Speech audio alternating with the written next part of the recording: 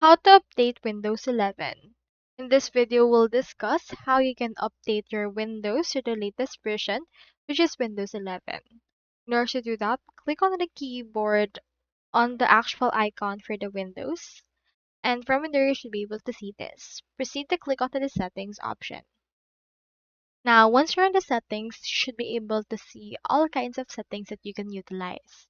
On my case right here, let's head over and choose for the Windows Update option. You can see right here if you're up to date, or you can also click on this check for updates in order to see it. So as of right now, you can see that based on the layout, I'm already on the Windows 11. If you want to see if what Windows you're running, you can typically see it onto your actual taskbar. So as well as your actual file explorer.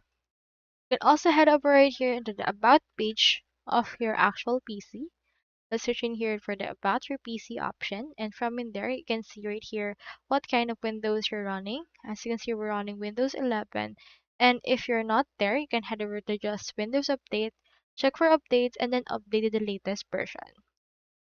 So I hope this video helped you, and if it did, feel free to like and subscribe. It really supports the channel. And if you got a question, just drop it in the comments.